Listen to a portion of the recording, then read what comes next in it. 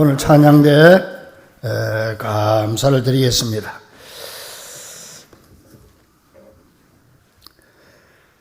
여러분, 1996년도에 세상을 떠들썩하게 했던 막가파 기억나죠? 막가파.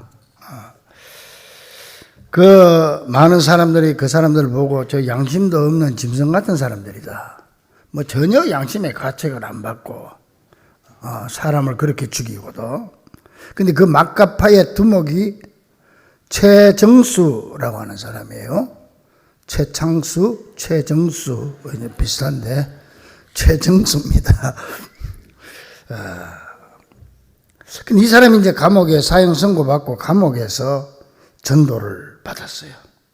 그리고 예수 믿게 되고 이제 사형 집행을 얼마 앞둔 어느 날 간증한 내용이 있습니다. 이렇게 되어 있습니다. 저는 용서받지 못할 중한 죄를 지은 사형수입니다. 남의 귀중한 생명을 빼앗은 제가 무슨 할 말이 있겠습니까? 여러모로 죽을 생각만 하였으나 끊임없이 저에게 말씀을 전해주신 교도관님과 목사님을 통하여 믿음이 성장한 저에게 어느 주일날 방에서 동료 몇 명과 함께 예배 드리던 중에 주님이 찾아오셨습니다. 예배를 마치고 기도를 드리며 지은 죄를 고백하는데 갑자기 제 눈에서 주체할 수 없는 눈물이 한없이 흘러내렸습니다. 그때 저는 마음에 하나님에 대한 깊은 감동과 함께 이 세상에서는 도저히 용서받을 수 없는 흉악한 저를 용서하신다는 믿음의 확신을 주려고 주님이 찾아오신 것을 깨달았습니다. 재판 도중에 사형 선고를 받고도 눈물을 흘리지 않았던 이 흉악한 죄인, 지금도 그분의 사랑을 생각하면 절로 눈물이 흐릅니다. 비록 경제적으로 어렵지만 오직 하나님을 따르며 현실에 감사하며 살아가는 우리 가족들, 훗날 하늘나라에서 다시 만나 이 땅에서 못 나눈 가족 사랑을 느낄 수 있다는 위로를 받았습니다. 저로 인하여 슬픔을 당한 피해자와 그의 가족에 대한 죄책감은 아직도, 아니 영원히 내 마음속에 남아있을 것입니다. 나머지 시간들은 그분들에 대해 속지 않은 마음과 사형수 3758번 최정수가 아니라 이제는 천국을 소망하며 살아가는 전도자 최정수로 변했습니다. 마지막으로 제가 하나님의 자녀로 거듭날 수 있도록 도와주신 영적인 어머니 김숙자 권사님과 이제 감옥에는 목사님들이 돌아가면서 이제 가서 이렇게 예배 드리기도 하고 또 집중적으로 이 김숙자 권사님이 가서 이 사람 최정수를 개별적 일주일에 한 번씩 매일 가가지고 이렇게 영치금도 넣어주고 하면서 만나서 전도를 했단 말이에요. 그 영적인 어머니 김숙자 권사님과 말씀을 전해주신 목사님들께 이 자리를 빌어 감사의 말씀을 드립니다. 아직 허물이 많아서 변해야 할 부분이 많지만 여러분에게 꼭 이 말씀을 드리고 싶습니다. 제가 믿는 예수님을 믿으십시오. 정말 생명의 길이 보입니다. 전 제가 흘린 피의 대가로 주님께서 십자가의 고통을 당하셨다는 것을 믿습니다. 그리고 부활하신 주님의 능력을 믿습니다. 여러분, 저를 보시고 신앙생활 열심히 하시고 힘내세요. 감사합니다. 이렇게 되어 있습니다. 그리고 얼마 안 있다가 사형 집행을 당했죠. 자, 여기서 이제 한번 우리가 깊이 생각해 봅시다. 이 막가파 최정수 씨가 이렇게 예수 믿고 구원받게 된 것이 그 사람에게 무슨 공로나 자격이 있습니까? 그 사람이 그만한 대가를 지불했다든지 구원받을 만한 충분한 자격이 있습니까? 아니면 아무런 공로 없이 그냥 하나님이 주신 선물을 받기만 한 사람입니까? 이 사람에게는 미래도 없어요. 이제 여기서 사형 집행당하면 끝나요. 근데 이 사람에게 무슨 자격이 있습니까? 아무 자격이 없습니다. 무슨 공로가 있습니까? 없습니다. 여기서 우리가 분명히 알아야 할 것은 믿음은 인간의 행위가 아니라 하나님께서 우리에게 오셔서 행하시는 하나님의 행위에서부터 시작된다는 거예요. 내가 무슨 조건이 되고 자격이 돼가지고 구원받는 게 아니고 하나님이 무조건적으로 나를 사랑해서 나를 찾아와서 최정수를 찾아가고 막가파를 찾아가서 변화시켜가지고 구원받게 한 것처럼 이 우리의 믿음은 하나님으로부터 시작되는 것이다. 이 사실을 우리 알아야 돼요. 그저 우리는 수동적으로 나에게 믿음을 주신 하나님을 그대로 받아들이는 자라는 사실입니다. 이 막가파 최정수 씨가 바로 그런 케이스가 아닙니까? 제가 다시 한번 묻습니다. 이 막가파 최정수 씨가 예수 믿고 구원받게 된 것이 그 사람에게 무슨 공로나 자격이 있습니까? 없습니다. 1%도 공로나 자격이 없습니다. 자, 그렇다면 우리는 어떻습니까? 여러분도 예수 믿고 구원받은 백성인데 여러분은 어때요? 우리가 신앙생활 하게 되고 교회에 오게 되고 이제 내 마음에 믿음이 생기게 된 이 모든 사실이 내가 자격이 있고 내게 그만한 공로가 있어서 그렇습니까? 여러분 스스로 나는 자격이 있다고 생각을 합니까? 하나님이 나같이 자격이 있는 사람을 그러니까 나를 택했다고 생각하십니까? 이 질문에 대해서 우리도 이 막가파 최정수 씨와 똑같은 고백을 할 수밖에 없을 것입니다. 따라합니다. 이 모두가 하나님의 은혜입니다. 주님이 나를 찾아오셨습니다. 믿습니까? 주님이 나를 찾아오셨고 나에게 믿음을 주셨고 나에게 은혜를 주셔가지고 지금 내가 예수 믿고 구원받는 백성이 돼가지고 이 자리에 앉아있지. 내가 무슨 요만큼이라도 내가 자격이 있어가지고 여러분들이 남들보다 나은 점이 있거나 아니면은 내가 무슨 하나님 앞에 공로를 세워가지고 이 자리에 앉아 계십니까? 그게 아니라는 거예요. 오늘 본문에도 보면은요, 이 사실을 확실히 증명해 줄 사람이 한 사람이 나오는데 그 사람이 바로 우리가 잘 아는 사도 바울입니다. 이 사람은요, 사도가 될 자격은 그냥 예수 믿을 자격도 없을 뿐만 아니라 교회 문턱도 밟을 자격이 없는 사람이었어요. 이런 사람이 하늘의 별과 같이 빛나는 대사도가 된 것은 전적인 하나님의 은혜요 100% 하나님의 작품이었다는 겁니다. 그래서 오늘 우리가 본 이 사도행전 9장 말씀은요, 우리가 보통 그 이 9장을 가지고 회심한 사울 이야기다, 사울의 회심 이야기다, 뭐 이렇게 제목을 붙이는데 그 잘못됐어요. 그렇게 제목을 붙이면 안 돼. 제목을 굳이 붙인다면 사울을 찾으시고 구원하시고 사명자로 세우시는 하나님, 그 아무것도 아닌 오히려 정말 저주받아야 될 그런 사람을 찾아가셔서 사명자로 세워주시는 하나님, 어떤 저주와 죄악의 사람이라 할지라도 사랑으로 건져주시는 예수님의 구원 이야기요, 인간의 행함과 공로가 아니라 100% 하나님의 은혜의 이야기인 것입니다. 자, 그러면은 이 사울이라는 사람은 도대체 어떤 사람입니까? 이 사람은 나이를 보면은 예수님보다 한 5살 좀 많은 사람이에요. 이 사람은 세상적으로 볼 때 가문도 좋고 공부도 많이 한 아주 똑똑한 사람으로 초대교회를 핍박했던 대표적인 인물이에요. 이 사람은 우리가 잘 알다시피 초대교회 서대반 집사를 돌로 쳐 죽일 때도 책임자로 있었고, 그 기세를 몰고 예수님이 십자가에 못 박힌 지 3년 후, 3년이 지나니까 막 초대교회가 부흥이 되니까 이때 이 사람 나이가 몇 살? 41살이야. 이때에 살기가 등등해서 이 땅의 교회를 싹 싸그리다 실을 말리고 없애버리려고 예루살렘에서 240km 떨어진 다메섹이 지금 지도에 보면 다마스커스, 이 예루살렘에서 다마스커스까지가 240km 떨어졌어요. 제가 짚어보니까 용인에서 경주까지가 딱 240km예요. 이 정도 떨어진 곳에 여러분 그 당시는 말을 타거나 걸어가니까 하루에 부지런히 가면 40km, 100리 간다고 생각해요. 100리를 가면 6일 동안 하루도 안 쉬고 걸어가야 그래야 도착할 수 있는 그런 곳이에요. 이렇게 교회를 끝까지 찾아가서 없애버리고 예수 믿는 사람 다 잡아오려고 열심을 다해서 교인 잡으려고 갔던 사람이에요. 그런데 여러분, 우리는요 보통 믿음을 말할 때 자꾸 그 사람을 봅니다.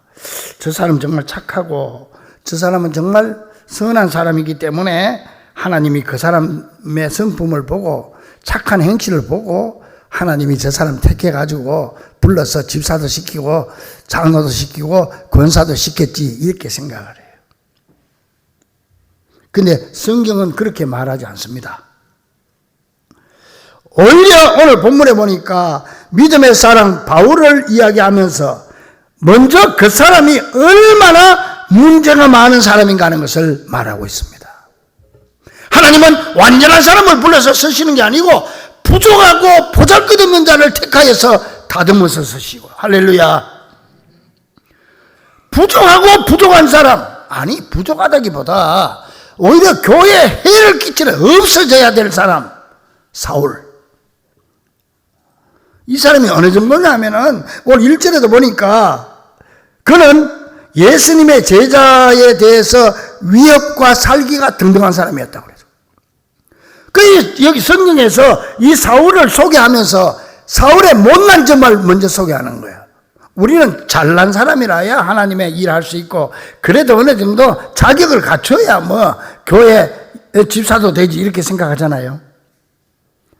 그 여러분 자격이 돼서 부름받았습니까? 그렇다고 말할 사람은 아마 자기 스스로 아무도 없을 거예요. 그 마찬가지예요. 이게 성경이에요. 이 사울을 얘기하면서 아주 살기가 등등한 사람이고 2절에 보니까 교인들을 잔해하는 핍박자였다. 그리고 4절 5절 보면은 이 박해가 얼마나 심했던지 예수님께서도 이 사울아 네가 왜 나를 박해하느냐고 할 만큼 교회와 교인들을 핍박하고 박해했던 사람이에요. 자, 이런 점을 볼 때 이런 사람이 하나님의 은혜를 받을 자격이 있는 사람입니까? 과연 이런 사람에게 하나님의 구원을 이야기할 수 있습니까? 노입니다. 노. 1%도 가능성이 없는 사람이에요. 우리가 생각할 인간적으로. 한마디로 사울은 하나님의 은혜를 받을 자격은커녕 오히려 예수님을 대적하는 자였고 사탄의 종이 돼서 예수 믿는 사람을 잡아 죽이고 아주 신을 말리려고 했던 그런 사람입니다. 이렇게 영원히 지옥으로 떨어져서 버림받아야 될 사람이 어떻게 하나님의 사랑과 은혜를 받게 되고 하늘의 별과 같이 빛나는 사람이 될 수 있었을까요? 이 사실을 알기 위해서 우리는 먼저 이 사람보다 이 사람 속에 들어와서 이 사람을 붙잡고 역사하시는 예수님의 역사를 봐야 돼요. 이 사울을 통해서 예수님을 볼 수 있어야 돼요. 예수님이 지금 이 작품을 만들고 있는 거예요.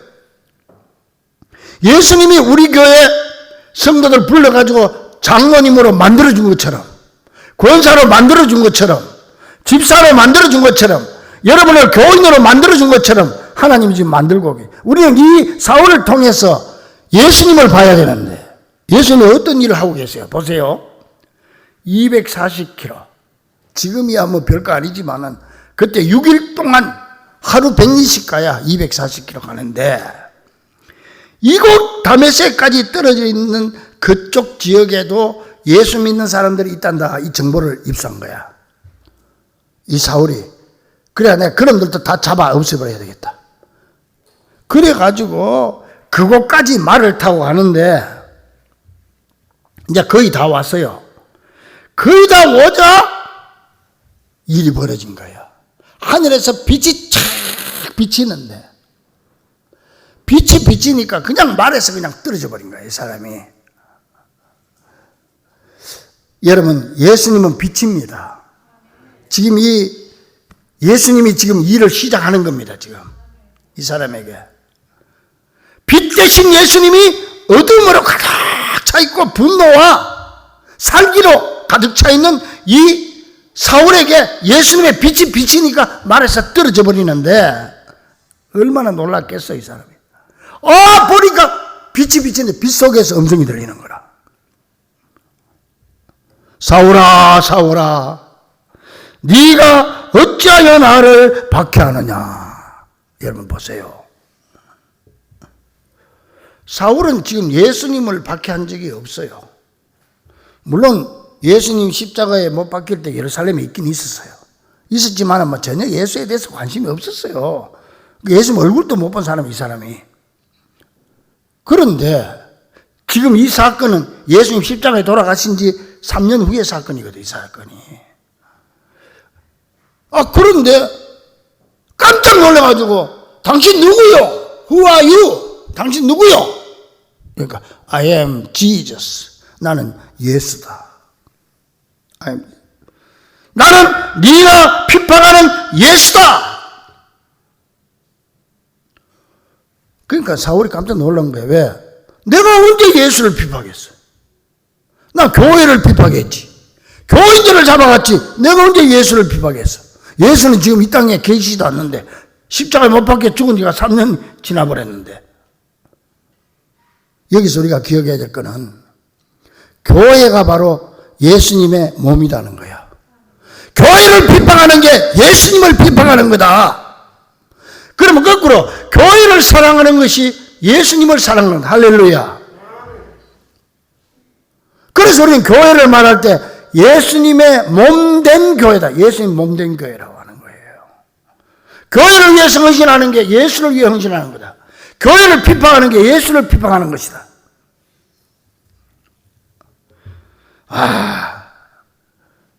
이 사울이 거기서 그냥 깜짝 놀란대요. 그러면서 음성이 들리기를 네가 빨리 다메섹 시내로 들어가라. 다메섹으로 들어가라. 거기에 가면은 네가 너한테 행할 일을 가르쳐 줄 사람이 있을 것이다. 이 음성이. 근데 주변에 있던 사람들은 아무도 못 듣고 이 사울만 들은 거예요, 이제. 그런데 보니까 너무 밝은 빛을 받아서 그랬는지 눈에 안 보이는 거야. 완전 시각 장애인이 되어버린 거야. 그 다른 사람 손에 이끌려가지고 다메섹으로 지금 가라니까 가는 건데. 여러분, 이 순간에 예수님은 이 다메섹에 있는 아나니아라고 하는 신실한 성도에게 동시에 역사하는 거예요. 사울은 이렇게 만들고 그 다음에 다메섹에 있는 아나니아라고 하는 신실한 성도님이 계셨어. 이분에게 예수님께서 네가 빨리 가서 저 사울이라는 사람 만나가지고 네가 안수기도 해줘가지고 눈을 뜨게 해라. 내가 네 안수기도 하면 내가 눈을 뜨게 해주겠다. 예수님이 이제 아나니아한테 얘기를 하는 거야. 요 기간이 3일 걸려. 3일 전에 저 사람이 지금 그래가 지금 식음을 전폐하고 먹도 못하고 보지도 못하고 지금 있다. 이 얘기예요. 자, 여러분, 그래서 이 아나니아를 보내가지고 아나니아를 통해서 이 사울이 기도했더니 눈이 뜨게 됩니다. 자, 여기서 잠깐 우리는 하나님이 역사하지만은 여러분, 하나님은 사람을 통해서 역사한다는 사실을 기억할 수 있기를 바랍니다. 하나님이 직접 눈뜨게 할 수도 있어요. 그런데 하나님 그렇게 하지 아니하시고 아나니아를 통해서 역사하신다는 거예요. 아나니아라고 하는 통로를 통해서 하나님께서 역사하시고 구원 역사를 이루어 주시는 거예요. 저 하나님의 구원은 내 공로가 아니라 하나님의 전적인 선물이지만은 믿음의 사람을 통해서 그 선물을 전달하기를 원하신다는 말이에요. 오늘 하나님은 이 자리에 계신 여러분들이 하나님의 선물을 전하고 복음을 전하고 하나님의 사랑을 저 세상에 사울같이 모르는 사람들에게 전하는 통로가 되기를 원하시는 줄 깨닫기를 간절히 축원합니다. 그분들에게 예수님을 전해 우리의 배달부가 돼야 돼. 배달부. 아나니아가 배달부잖아. 우리가 저들에게 배달부가 돼야 돼. 할렐루야. 우리 강경순 성도, 양승만 성도님이 오늘 우리 오신 주언순 성도님들에게 배달부가 됐잖아요. 배달부가. 응? 그 가서 야 교회 와봐라, 좋더라, 교회 같이 가자. 그게요 우리 양승만 성도님이 부른 게 아니요, 하나님이 양승만 성도님을 아나니아처럼 도구로 써서 그 사람을 만나게 해서 불러오신 줄로 믿습니다. 예수님이 부른 거예요. 예수님이. 하나님은 지금도 여러분들에게 그 사명을 감당하기를 원합니다. 내가 하는 거 아닙니다. 우리가 여러분들도 처음 교회 나올 때 그 누군가 아나니아를 통해서 왔잖아요. 여러분들도 그것처럼 여러분들도 아나니아가 되기를 원한다는 거예요. 자, 여러분, 여기까지만 보더라도 사울이 한 일이나 사울이 뭐 한 공로는 아무것도 없어. 그렇죠? 사울은 믿음을 가지기 위해서 어떤 노력을 한 일도 없고, 뭐 구원을 위해서 아무것도 한 일이 없어요. 그냥 예수님께서 인도하는 대로 어쩔 수 없이 따라간 것밖에 없어. 전부가 하나님의 은혜요, 하나님의 선물인 것입니다. 그러니까 아나니아 보고 이제 가라고 그랬지. 아나니아도 사실은 그 사울에 대한 소문을 다 듣고 있었거든. 이 예수 믿는 사람들 사이에 소문이 얼마나 빠릅니까? 이 예수쟁이들이 소문 내는 데는 아주 그냥, 그래가지고 이 당시도 그까지 소문이 간 거야. 야, 사울이라는 사람은 악랄한 사람, 사울한테 잡히면 다 죽는단다. 지금 서대반도 죽이고 말이지. 지금 여기도 말이지. 이까지 떨어진 데까지 지금 예수 믿는 사람들 잡으려고 온단다. 소문이 다 났겠지. 그러니까 아나니아 보고 예수님이 너 가서 기도해 주라고 그랬더니 안 간다고 그랬어요. 13절 14절 보니까, 아니 예수님 아무리 그래도 그렇지 그 사람이 누굽니까? 나는 그런 사람에게 가서 기도해 줄 마음이 없습니다. 그랬더니 예수님께서 거듭 말씀, 아니야, 가. 그래도 가. 그 사람은 내가 택한 나의 그릇이야. 네 생각대로 하지 말고 내 시키는 대로 해. 가. 그래서 아나니아가 가가지고 사흘 동안 먹지도 보지도 못한 사울을 만나게 되고 안수기도에서 눈을 뜨게 되지요. 이렇게 예수님은 우리가 아나니아가 되어서 아직 안 믿는 저 사람들에게 가서 구원에 필요한 모든 것을 예수님 대신 전달해 주기를 원하시는 줄 믿으시기 바랍니다. 자, 사랑하는 여러분,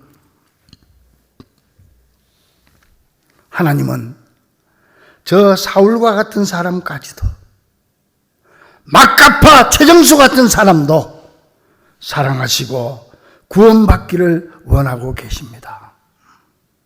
그 일을 행하시는 주체는 하나님이지만은 하나님은 그 일을 직접 하시지 아니하시고 감옥의 교도관이나 목사님이나 또 그 권사님이나 또 아나니아 같은 믿음의 사람들을 통해서 당신의 구원의 선물을 전달해 주기를 원하고 계시는 것입니다. 이 믿음의 과정에서 사울은 오직 하나님의 은혜를 받아들이는 수혜자에 불과합니다. 그저 받기만 한 사람이요. 그는 하나님께서 주시는 믿음의 선물을 그냥 받고만 있습니다. 그런데요, 하나님이 주시는 은혜와 사랑을 그저 어쩔 수 없이 지금 받고 끌려다니면서 받는데, 이거 받다 보니까 사람이 차츰차츰 변화가 되는 거예요. 그러니까 하나님이 나를 변화시키는 거야. 자꾸. 내가 변화되려고 해서 된 게 아니에요. 변화돼. 그래가지고 예수 믿는 사람들을 잡으러 간 사울이 이제는 예수님의 제자들과 한 자리에 어울리게 있게 되는 거예요. 할렐루야. 예수 이름을 지상에서 박멸하던 사울이 이제는 예수님을 증거하는 자가 된 거예요. 여기에 무슨 사울의 노력이나 공이 있습니까? 사울은 그냥 하나님의 뜻대로 끌려가고 있을 뿐입니다. 어쩔 수 없는 상황에서 그냥 받아들이기만 했을 뿐인데 아나니아를 통하여 하나님의 신비한 은혜를 지금 경험하고 있는 것입니다.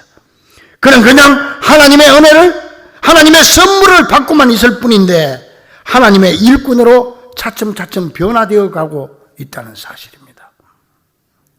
그러므로 여러분, 자꾸 내가 내 노력과 의지로 무엇을 하려고 하지 말고 그저 주시는 그저 하나님의 은혜와 사랑을 받아들이기만 하면 우리는 저절로 하나님의 일꾼으로 내가 변화돼서 하나님의 사람으로 살아갈 수 있음을 믿으시기를 간절히 축원합니다.